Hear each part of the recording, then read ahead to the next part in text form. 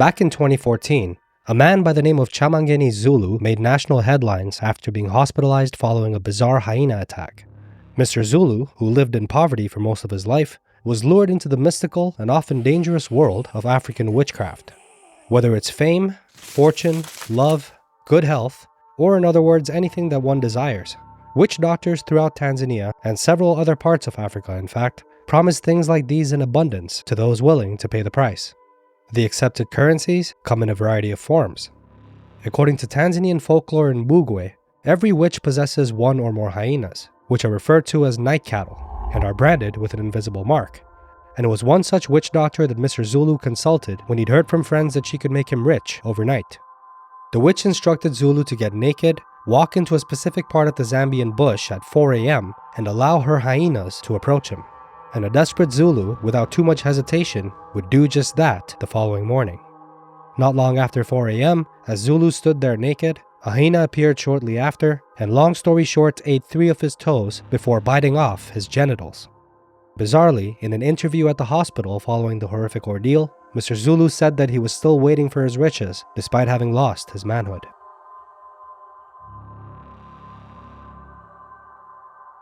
In March of 2024, brothers Talon and Wyatt Brooks, well regarded for their love for the outdoors, set out to hunt for shed antlers near Kelsey on a beautiful Saturday afternoon. As they were walking down a dirt road at about 1 p.m., they were forced to stop in their tracks when a mountain lion suddenly walked out from within some brush and onto the road in front of them. It just moments later locked eyes with them and began its approach. It's important to note that because it was youth turkey season, the brothers chose not to carry firearms on this particular hunt, and were instead only equipped with a small backpack for carrying sheds.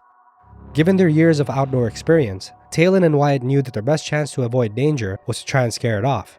This is when they raised their hands in the air to look as big as possible and began yelling at the top of their lungs. Seeing that this didn't halt the cougar's approach, a desperate Wyatt then throws his backpack at it. But this attempt backfires and causes the cougar to charge and lunge at him instead of retreating. It bites into his face and knocks him to the dirt. Talon quickly rushes over to help, throwing fists at the mountain lion as hard as he could, allowing a small window for Wyatt to wrestle the cougar into a more vulnerable position. As he manages to get on top of it, the cougar then claws at Wyatt's midsection, causing him to lose his grip, at which point the lion goes after Talon, charging him, latching onto his throat, and taking him to the ground. Wyatt, whose face was severely lacerated, did his level best to grab at and whack the cougar as hard as he could. But despite his efforts, the persistent feline just couldn't let go of his older brother, and knowing that time was of the essence, Wyatt would then pull out his cell phone and attempt to call 911, but given the location, he was unable to get a signal, and so was forced to run to his vehicle, which was the last place that he remembered having bars. Managing to get a hold of the authorities, Wyatt desperately rushed back to the attack site, but to his horror, there was no sign of Talon or the cougar. Reports indicate that Wyatt then drove himself to meet paramedics, who transported him to a hospital in Placerville, where he would undergo reconstructive surgery for his face and neck. EDCSO deputies meanwhile searched the vicinity of the attack and would finally find the cougar, near whom Talon was lying motionless. A deputy fired a warning shot instead of targeting the mountain lion, and this was due to the potential risk of the bullet striking Talon, as of course they weren't sure if he was alive or dead. However, tragically, upon fending off the big cat, they would discover that Talon had already passed. The mountain lion was later found, treed, and killed about 100 yards from where Talon's body was discovered by officers, and these were officers of the California Department of Fish and Wildlife, who managed to track down the cougar with the help of a trapper just hours after the attack.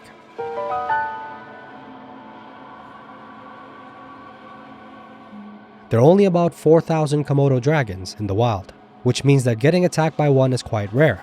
But this isn't to say that such incidents do not occur.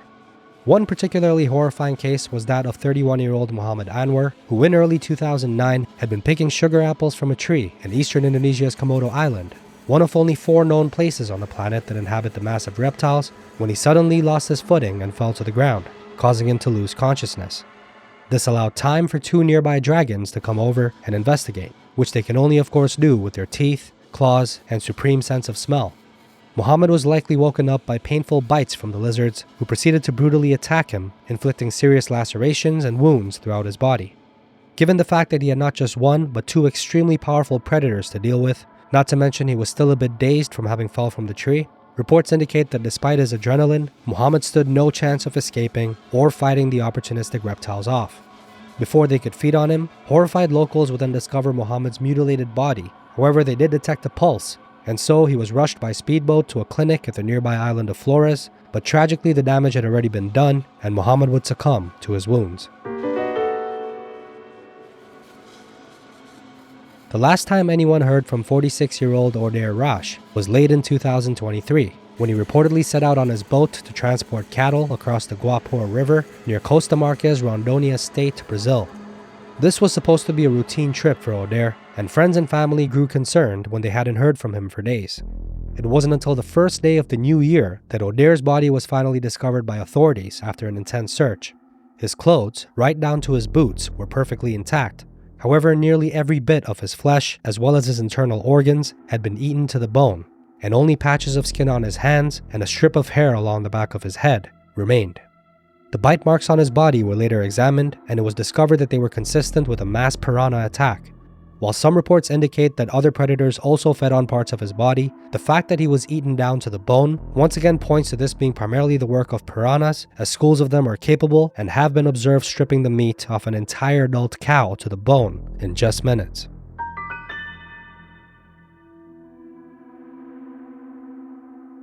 On a seemingly ordinary day in June of 2018, 54-year-old Watiba, a local of central Indonesia's Muna Island, had set out to tend to her vegetable garden for what was a routine maintenance check, but bizarrely never returned. An entire day passed, and upon noticing that she was missing, concerned family members went to the garden to look for her, only to find some of her belongings, sandals, and a flashlight, but no sign of Watiba. Knowing that things did not look good, the family then contacted authorities, who launched a search and rescue party, and as they carefully combed through the area where her belongings were found, they would discover a 23-foot-long reticulated python with a bloated belly about 50 yards away. Suspecting it was the culprit for Watiba's disappearance, authorities and some villagers then killed and cut open the snake's belly, and to their horror, would find Watiba's entire body completely intact, with clothes still on. Although there were no witnesses, of course, to what happened, reports suggest that the snake ambushed Watiba as she was tending to her garden, constricted her, as they typically do with their prey, and proceeded to swallow her whole, head first. A viral video was then posted all over the web of the moment that her body was discovered, a nightmarish scene that is likely to haunt those who were present, and especially Watiba's family, for the rest of their lives. If you found this video interesting, then our previous episode featuring the case of a surfer who was fatally attacked by not just one, but 2 sharks in Western Australia is likely to do the same. You can find it on the end screen of this video.